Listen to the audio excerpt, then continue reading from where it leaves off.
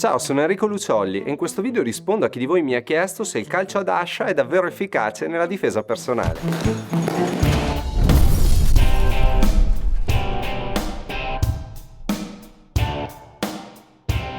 Il calcio ad ascia è una tipologia di percussione che viene fatta con la gamba e sfrutta la motricità discendente. Di solito viene abbinata alla gravità la trazione del bicipite femorale. Esistono due transizioni principali con cui possiamo colpire con il calcio ad ascia e sono la transizione dal calcio frontale o la transizione attraverso un movimento circolare.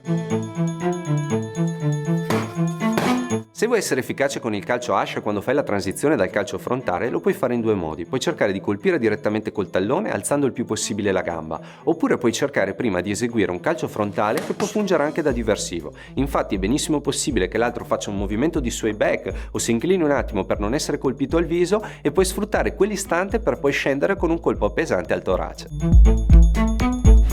Quando vuoi essere efficace con la transizione circolare, cerca invece di nascondere il caricamento all'interno di un altro calcio. Puoi usare il movimento che porta la gamba verso l'alto per fare una spazzata o per colpire la gamba avanzata dell'avversario.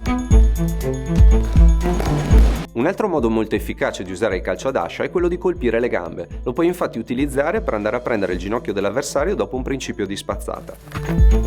Un'ultima opzione per finire potrebbe essere quella di agganciare le braccia dell'avversario mentre questo è in guardia. È un'opzione che sinceramente sconsiglio altamente, può essere divertente da fare solo in sparring, ma assolutamente da evitare per strada.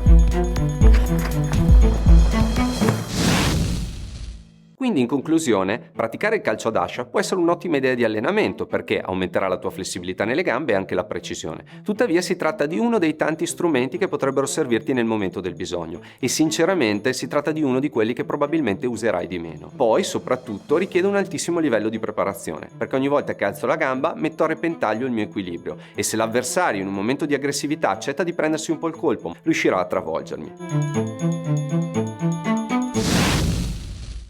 Sicuramente si tratta di un colpo che può essere anche risolutivo, se riesce a colpire l'altro alla testa o sullo sterno, magari rompendoglielo e scagliandolo a terra, può davvero produrre il KO. Tuttavia bisogna ragionare in maniera un po' più ampia, tenendo conto della strategia. Anche il calcio ad ascia, sebbene possa essere un colpo efficace, necessita di essere inserito nel momento giusto e nell'occasione giusta. Vale sempre il solito discorso, quando si tratta di difesa personale bisogna partire dalla strategia, bisogna avere un buon repertorio tecnico e le cose da sapere sono davvero tante. Ti invito a diffidare da tutti quelli che cercano di banalizzare la cosa dicendoti che esiste un solo trucco. Chi ottiene risultati studia nella maniera corretta, impara le cose nella maniera corretta e lo strumento migliore che hai a tua disposizione per iniziare ad avvicinarti al mondo della difesa personale è sicuramente il nostro libro. Perché questo? Perché il mondo delle arti marziali in generale della difesa personale è fatto di miliardi di opinioni. A chiunque chiederai qualcosa ti darà un consiglio, anche se ha fatto solo una settimana di karate o di qualsiasi altra arte marziale. Perché è come entrare in un bar sport e chiedere qual è la squadra migliore in Italia di calcio, ognuno avrà la sua opinione, ma molto spesso è un'opinione infondata, magari basata su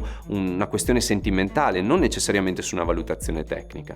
Quello che ti propone il libro è uno sguardo serio e sensato al mondo della difesa personale, partendo dalla biomeccanica, dalla strategia e dalla tattica, in modo che tu ti possa avvicinare senza cadere vittima di tutte quelle persone che o intervengono in maniera emotiva sul tema, oppure cercano di rifilarti dei trucchetti, un po' come quando vuoi diventare ricco e guardi su internet e trovi quei fantastici corsi per sbancare i casino online o per guadagnare lavorando un'ora da casa. Quelle purtroppo sono cose che non funzionano, vale lo stesso anche nella difesa personale, occorre creare un percorso strutturato nel tempo e per poter fare ciò serve una mappa, perché altrimenti rischi di muoverti invano e di sprecare un sacco di tempo e di denaro, ed è per quello che di nuovo ti rimando al libro qualora tu voglia diventare più esperto di così.